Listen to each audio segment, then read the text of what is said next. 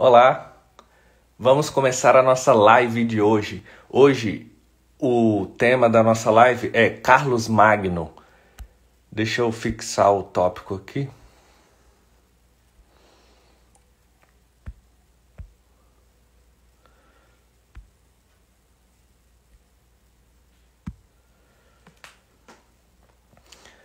Ok, então, ressaltando mais uma vez, bom dia a todos. A nossa live de hoje é sobre Carlos Magno, o imperador, o grande imperador. Vamos falar um pouco mais sobre o Carlos Magno para vocês fixarem esse entendimento para a prova de vocês. Vai ser muito legal essa nossa live de hoje, tá?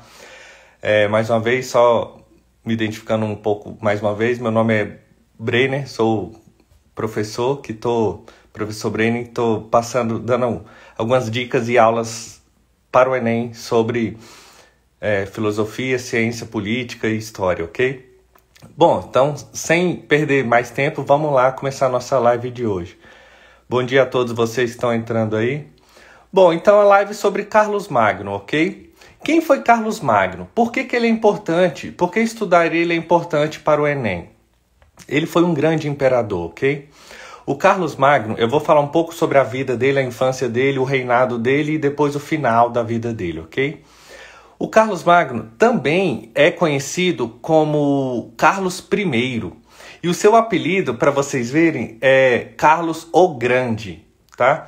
Não se sabe ao certo o ano que ele nasceu. Isso aí ninguém pode afirmar, não se sabe ao certo. O que as pessoas imaginam é que, e o que os historiadores têm em mente, é mais ou menos o ano de 742, ou 747, ou 748. O nome do pai dele é interessante. O pai dele se chama Pepino III, ou Pepino o Breve. E o Pepino III foi o rei dos francos. O Carlos Magno depois também viria a ser o rei dos francos, como também o rei dos lombardos, ok?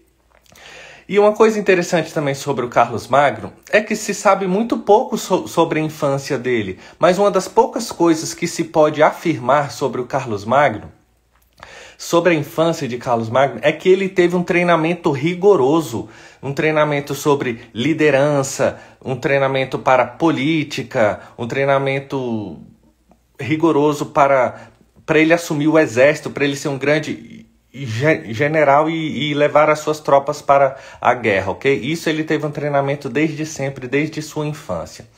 Bom, vou falar um pouco rapidamente sobre o pai do Carlos Magno, o Pepino III, tá? Em 1751, o Pepino III ele foi proclamado o rei dos francos. E o Pepino III foi o rei dos francos durante 17 anos. O Pepino III ele foi o primeiro rei, digamos assim, indicado e aprovado pelo Papa, tá? Nessa época, no ano de 751, o Papa era Zacarias, Papa Zacarias, tá bom? E já em 753 já era outro Papa. O Papa era Estevão II. E nessa época, em 753, o Pepino III, ele meio que deu um gato no Papa. Ele fez um acordo com o Papa, mas ele meio que enrolou o Papa, deu um gato no Papa. Porque assim, ele falou assim, ó, Papa, eu te apoio em troca, né, de proteção e em troca de aprovação. Eu quero que você, Papa, apoie a dinastia do meu povo, do trono franco, tá bom? Eu te dou apoio e você me dá a sua aprovação para que eu crie uma dinastia da minha família. Tá bom, aí o Papa falou ok, aí assim que ele conseguiu isso, ele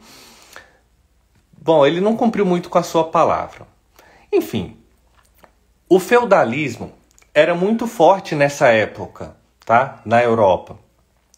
E o Pepino III, ele deu um grande pedaço de terra para a Itália. Um pedaço muito, muito grande mesmo para a Itália, para o papado, especificamente para o papado, aonde ali o Papa poderia criar sua igreja e manter o seu território, cuidar da sua terra ali. Então o Pepino III fez isso, tá? Ele deu um grande pedaço de terra onde hoje é a Itália para o papado, tá bom? E aí o que aconteceu? Logo depois, o Pepino III morreu. E aí o reino foi dividido entre dois dos filhos de Pipino III, Carlos Magno e seu irmão. Mas aí o Carlos Magno, que já tinha a manha, que já estava querendo ser o imperador, o governante de tudo, o que o Carlos Magno fez? Ele meio que também enrolou o irmão, o próprio irmão. Então ele articulou para o irmão sair de cena, para ele poder reinar sozinho. E foi isso que ele fez e ele conseguiu, ele teve êxito. Então ele tirou o irmão dele de cena, tá? E ele reinou sozinho, Carlos Magno. E aí vamos falar um pouco, por enquanto ele ainda era o rei dos francos, tá? Ele assumiu o reino franco. Então falar um pouco sobre o Carlos Magno enquanto rei dos francos. Então ele assumiu o reino franco em meio a batalhas, muitas batalhas. E ele foi ganhando muitas batalhas, muitas guerras, conquistando muito. O reino foi crescendo muito, porque o Carlos Magno realmente ele era muito bom na guerra, ele era muito bom na batalha. Então ia guerreando, conquistando, agregando cada vez mais, o reino crescendo. Então isso foi uma máxima durante o seu reinado. E olha só uma coisa interessante. Tratar o reino como um patrimônio e dividir ele entre os herdeiros era uma prática comum, porque era exatamente isso. Os reis, os imperadores, tratavam o reino todo como se fosse seu. Não é meu, eu faço o que eu quiser, eu divido, eu dou, eu desfaço, eu abandono, eu faço o que eu quiser, eu crio impostos. Então era uma prática também muito comum nessa época, tratar o reino como seu e fazer o que quiser.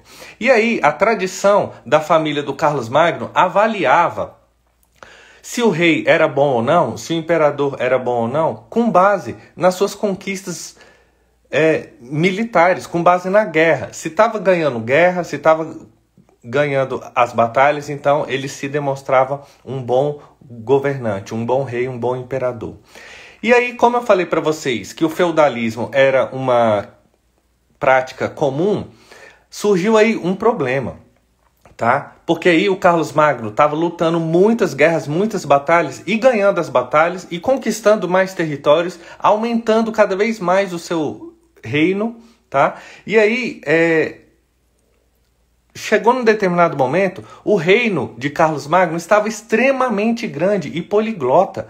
Já cada parte do reino, de tão grande que estava, cada parte estava falando um idioma diferente. Cada parte do reino já tinha uma moeda diferente. Então ele não estava conseguindo centralizar o governo mais. Até por isso que o feudalismo se tornou uma prática para ajudar o governante. Então ele ia conquistando territórios, isso é muito importante entender, ok? O Carlos Magno ia guerreando, conquistando territórios, aí pilhava, conquistava tudo.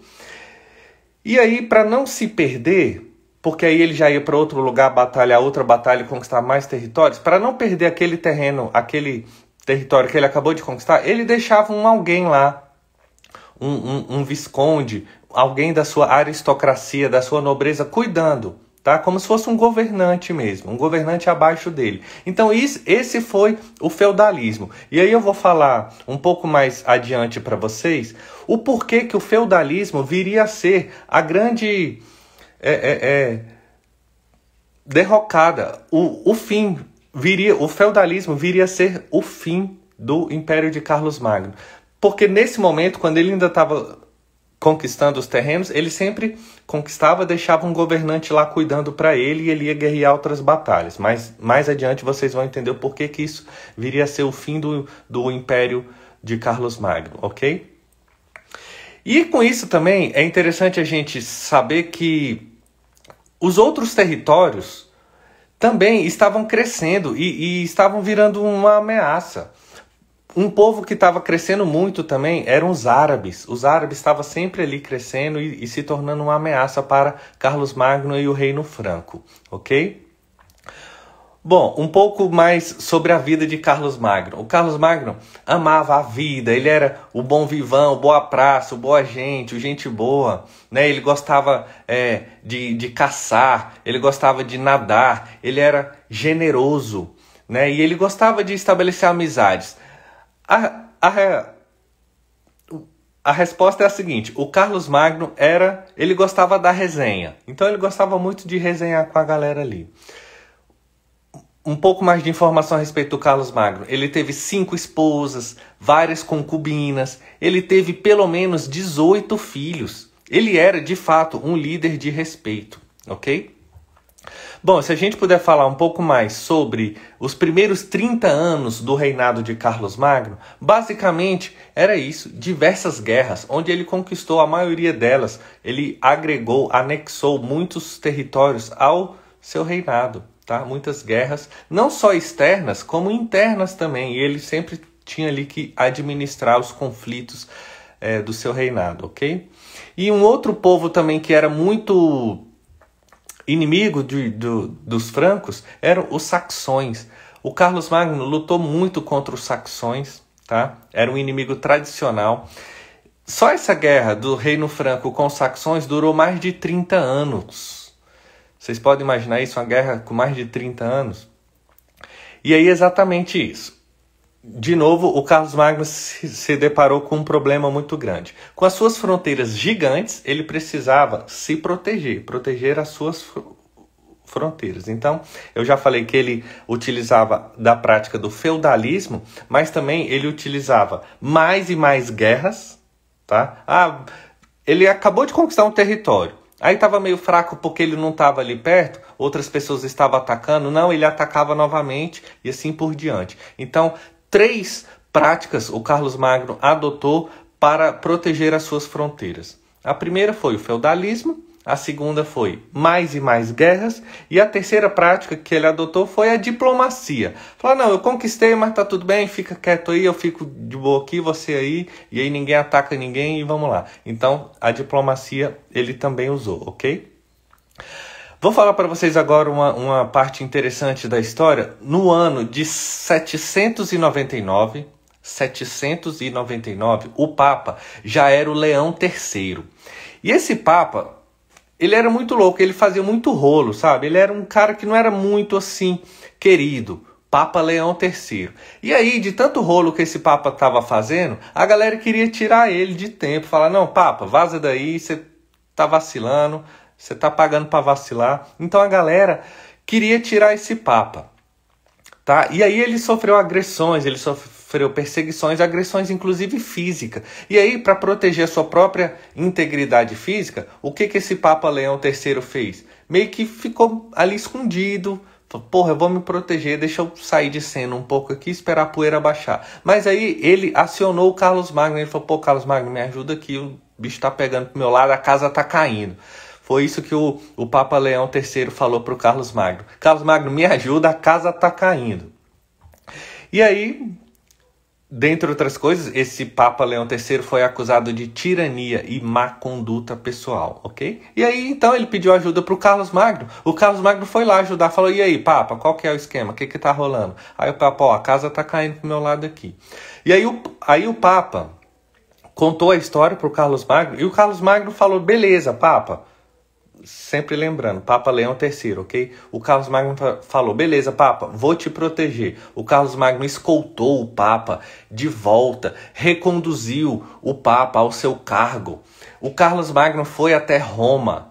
E aí o Carlos Magno, de tão influente, de tão poderoso que ele era, ele conseguiu fazer de um modo que esse Papa Leão III não fosse julgado e que inclusive fossem retiradas todas as acusações contra ele. Pô, aí se vocês imaginarem, né, o Papa que só fazia rolo, aí foi tirado todas as acusações, não foi julgado, não foi nada, voltou a ser o Papa, ele ficou muito grato ao Carlos Magno, né? E aí o que ele fez?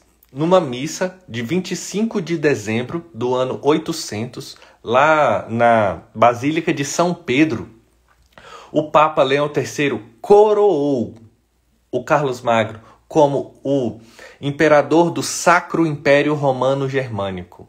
Ele já era o rei dos francos, como eu falei, ele já era o rei dos lombardos e agora o Papa o coroou imperador do Sacro Império Romano Germânico, ok? Isso aconteceu em 25 de dezembro de 800, tá? É uma data muito importante, porque ele assumiu mais esse encargo aí. E aí, com isso, o que aconteceu com o Carlos Magno? Ele se tornou o imperador do Sacro Império Romano Germânico, ficou conhecido como o Novo Davi, o Novo Constantino, para vocês verem o tanto que era poderoso isso aí, tá? Esse novo encargo do Carlos Magno.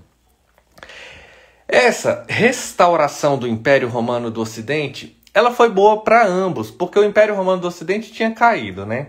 Só que com esse novo vínculo, com essa nova parceria, com essa nova resenha entre o Papa Leão III e o Imperador, isso foi bom para ambos, porque aí o Papa ficou mais tranquilo, mais resguardado, mais tranquilinho, protegido pelo Imperador, e o Imperador falou, não, eu tenho a Igreja Católica ao meu lado, eu tenho o Papa do meu lado, então esse foi um acontecimento bom para ambos, bom para o Império e bom para a Igreja Católica também, tá bom? O Carlos Magno, então, em 814, veja bem, essa data, 814, ele adoeceu, ele ficou muito doente, logo em seguida ele morreu. Então, só como imperador do Sacro Império Romano Germânico, ele ficou 14 anos. Então ele morreu, logo depois, em 814. A gente pode fazer, ou se é que pode fazer algumas críticas ao reinado de Carlos Magno? Sim, algumas críticas podem ser feitas. Por exemplo, ele tinha um forte poder de conquista? Sim. Ele guerreava e ganhava muito e conquistava e anexava muitos territórios? Sim. Mas ele tinha limitações contra inimigos marítimos, ok? Contra inimigos que vinham pelo mar. Pelo mar ele não tinha muito poder. Ele não engrandeceu, ele não fortaleceu as suas defesas contra inimigos marítimos. Essa foi uma das críticas ao Carlos Magno. Outra crítica a ele também foi um certo fracasso nas suas reformas religiosas. Ele queria fazer reformas religiosas, como, por exemplo, uma religião universal, uma religião oficial. Mas, enfim, algumas reformas religiosas ele não conseguiu fazer. A única coisa que ele conseguiu fazer em relação à religião foi manter o papado ao seu lado. O Papa ao seu lado, a Igreja Católica ao seu lado. E também ele teve uma falha no que diz respeito aos seus programas econômicos, ok? Como, por exemplo, eu falei antes, o seu império estava muito grande. Cada pedaço do seu território, do seu império, tinha uma moeda diferente. Ele não conseguiu sequer unificar a moeda. Ele não conseguiu sequer unificar o idioma do seu império, de tão gigante que era o Império de Carlos Magno, ok? Bom, a gente já está meio que finalizando aqui. O que a gente pode trazer como considerações finais aqui? Realmente, o Carlos Magno, ele deixou uma base ideológica para uma Europa politicamente unificada. Isso é verdade, isso a gente pode dizer como uma qualidade, uma virtude de Carlos Magno. E aí, o que aconteceu depois da morte de Carlos Magno, então? O seu filho, Luís I, assumiu o trono franco. Mas aí é interessante a gente saber, porque se a gente pensar, nossa, o filho do Carlos Magno deve ser um cara top. Mas não, era um cara fraco, não sabia governar, não sabia ser imperador, e nem queria, nem tinha interesse, ele não gostava, ele não queria. Então, o Luís I, filho do Carlos Magno, não deu muita importância, não deu bola para o império. E aí ele já tinha 3 filhos, obviamente, que são os netos de Carlos Magno. O que o Luís I fez? Dividiu todo o império gigante de Carlos Magno, dividiu em 3 e deu uma parte para cada filho. Ok? Ele fez isso. E aí, isso foi ruim, isso foi pior, porque o que aconteceu? O reino ficou vulnerável, ficou fraco, porque aí não tinha mais o Carlos Magno, um cara que era forte, que sabia gerenciar, coordenar. O império ficou fraco. Os netos de Carlos Magno também não tinha muita importância, não deram muita importância, não tinha muito interesse em conquistar, em ser esse grande imperador. Então é isso que aconteceu. O império ficou fraco, enfraquecido, fronteiras enfraquecidas. Com isso aconteceram muitas invasões de todos os lados, tá? Os turcos otomanos, vários povos, os saxões, os árabes. Então, ataques de todos os lados, porque o império já estava extremamente enfraquecido, com as fronteiras enfraquecidas. E aí, que eu falei que eu ia retomar o feudalismo, para vocês entenderem, é o seguinte: vamos supor, cada pedaço do território que o Carlos Magno concedeu a um braço direito seu, alguém da sua aristocracia, alguém da sua corte, essas pessoas da aristocracia, que já eram tipo governantes de um pedaço de território que foi concedido pelo Carlos Magno, eles ficaram também extremamente fortes ali nos seus pedaços. E aí eles governaram os seus pedaços de terra, os seus territórios, e aí eles ficaram fortes apenas ali, porque eles também não queriam muito saber de guerra. E aí quando meio que precisou deles para proteger o império, mas já não existia mais o Carlos Magno, a maioria deles falaram: o quê? Eu vou entrar nessa guerra aí? O Carlos Magno nem existe mais. Não, já sou o governante do meu território aqui. Vou ficar apenas governante do meu território. Se precisar proteger alguma coisa, vou proteger apenas o meu território. Não quero saber de guerra dos outros, não. Não vou entrar em batalha de seu ninguém.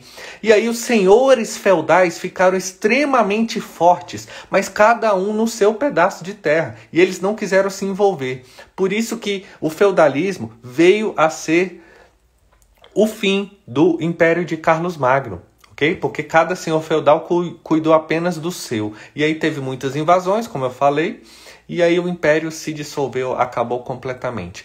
Tanto é que